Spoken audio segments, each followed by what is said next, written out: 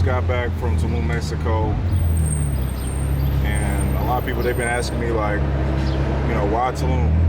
Like, why out the country? As far as like Airbnbs and doing these boutique hotels and all this other stuff. And the main thing that I noticed is after, I would say like after servicing so many clients over the past couple of years, one of the biggest complaints or things that people are just like immensely worried about, is just like the commitment of rent of $2,000, $4,000, $5,000 a month. So what Tulum provides, as well as these boutique hotels, it provides our clients the opportunity to get a unit for $300 to $400 a month. Sometimes, all the way up to penthouses that are, $800 a month. So, you know what I'm saying? It's like, with that being said, like overall, it just makes more sense from the comfortability and liability aspect, for our clients. And then too, like, I personally enjoy the fact that it's a destination asset. Airbnb, is definitely something that people have been talking about for many, many years. And, there's all types of gurus and courses and all this type of stuff.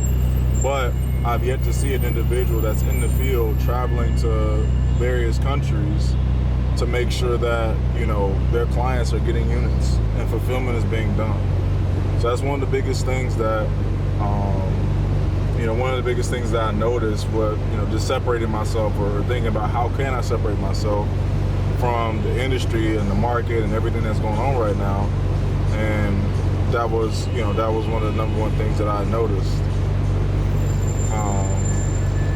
So yeah, man, like, we're launching 3 hotels in Tulum, Mexico, with rents on each of those units ranging anywhere from $400 to $720 a month.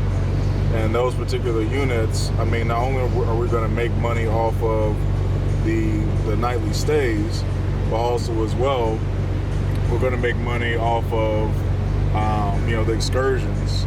That's super important, man. Like excursions and ATVs and yachts and all that type of stuff are things that people don't think about, but you can make money off of, because you're the person providing the guest. And if you're providing the guest, you're the reason why this individual, is booking. You essentially get a percentage, you get a cut off of that. So what I love about our system that we have set up, a person can have a 40% occupancy in Tulum, Mexico, and still make money. Through the combination of the nightly stays and excursions. So, people really overcomplicate short-term rentals and the business and and how things work. The rental market isn't going anywhere, right? The business model itself is a traditional business model, but we just juiced it up a little bit, gave it a different swag, made it entertaining, made it fun, and we make it fun for all of our guests and all of our investors. For Cinco de Mayo, we have a grand opening. This grand opening, the individuals that are investing into these projects and my clients, they got millions and millions of dollars to invest, into these opportunities. And also as well, what I like about the boutique hotel model is it sounds more legit. You're getting a unit or two, in this building, that building, it's just different. Like, we come to them with a hotel project, So that's something that, a little piece of advice that I would give just to any entrepreneur that's out there right now that's trying to build legitimacy, or you guys are having trouble getting clients to invest in the projects, is, make sure that your projects are, are built around, something that's familiar. Hotels are familiar. They've been around for, forever, right? So with that being said, you know, if you guys are having trouble gaining clients, you guys having trouble with like Airbnbs or understanding, you know, how the Airbnb game works, you know, we're switching it up. You know, and that's how you gotta be. You gotta stay innovative. You know what I'm saying? You can't be doing the same thing day in and day out and just expecting like the same result. You know what I'm saying?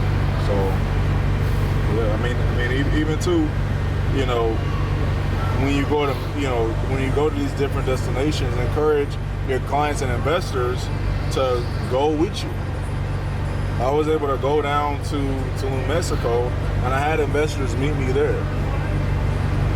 So they were able to meet me and my personality and the units and the team and operations and acquisitions and cleaners and all these other things. So now you go from just an individual, you know,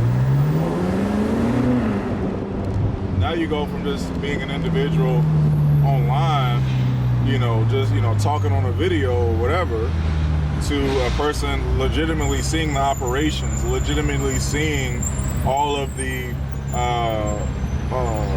detail.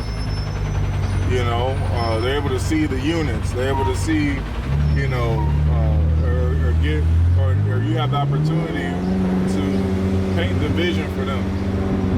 It's hard if you have no sales, if you don't really have like a sales background, meaning like you're actually good at sales. Actually got to be phenomenal at sales to make millions of dollars. That's something that people don't talk enough about, is you have to be phenomenal at sales. But if you're not, you know, you got to show people in person like what they're getting, you know. You got to show people in person why doing business with you makes more sense than doing business with somebody else. You know?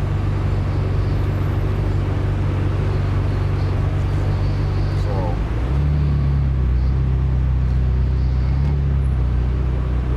ain't nobody doing this, man. Like, ain't nobody, you know, ain't nobody 29 years old traveling around to different countries, taking the risk that I'm taking, dealing with people that their primary language isn't even English, and still closing multi-million-dollar business deals and delivering on fulfillment in this real estate automation space, this Airbnb space.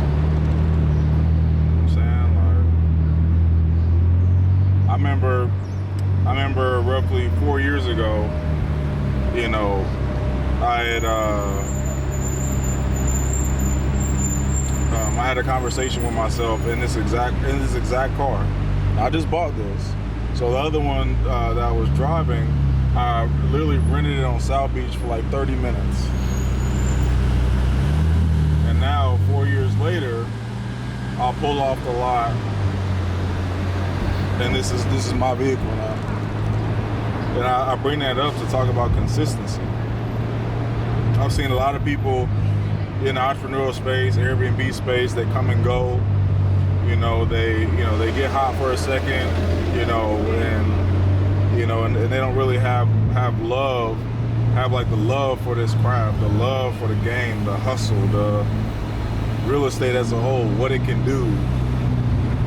They don't really care about that, man.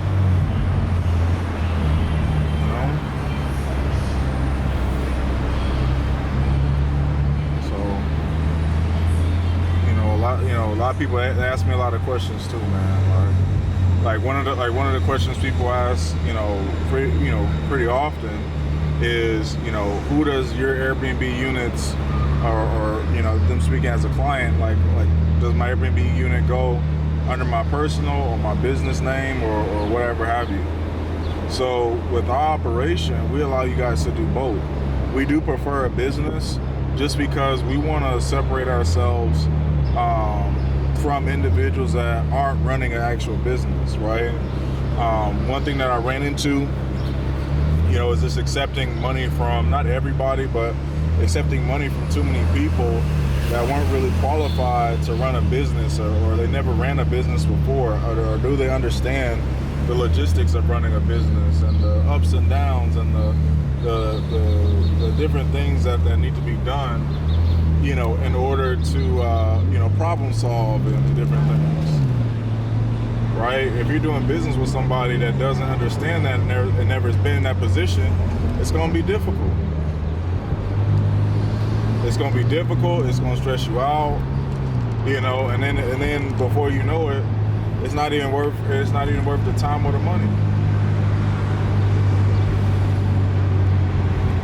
You know what I'm saying? That's what be going on. Like, a lot of times, you know, you're doing business.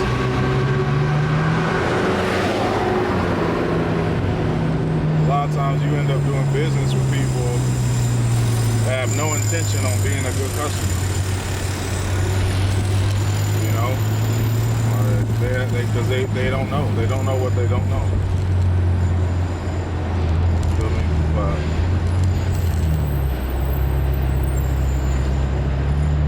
you know, so what you can do as a business owner when you're in those situations is, you know, pray for guidance, but then also as well get guidance from other people that have what you want.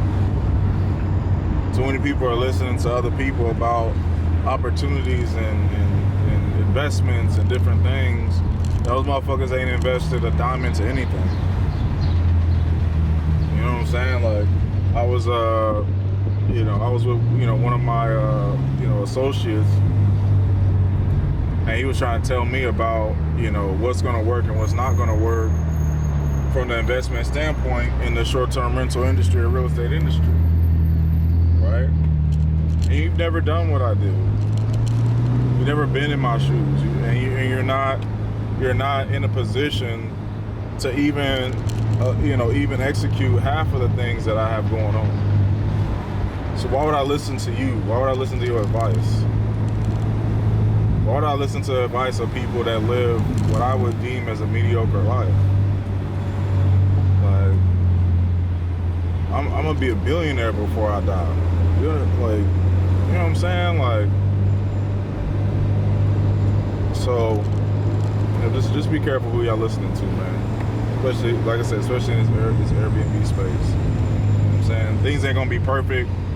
You know, you're not gonna always, you know, hit a winning property every single time, you know, to where you're making 20 grand a month or anything crazy, you know what I'm saying, crazy stuff like that.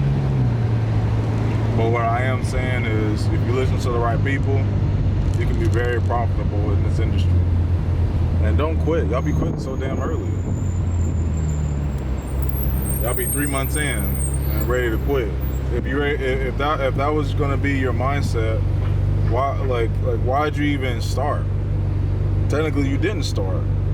You don't start a business or a venture, I feel like, until you get in at least a year of your actual time. Once you're a year in, it's like, okay, this is serious. Okay, this person might be for real about, you know, their venture, what they're talking about.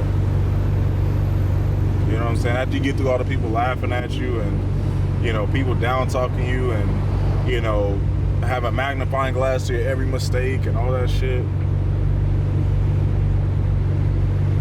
To get through all that, man, is a success that I've always dreamed about, but I'm experiencing now in the flesh. Manifesting, being around the right people, you know what I'm saying? Like, taking those risks, you know, having vehicles like this, attracting different types of conversations. Within 3 days, my first 3 days of having this car, I already have multiple contacts that I can now use to go make money.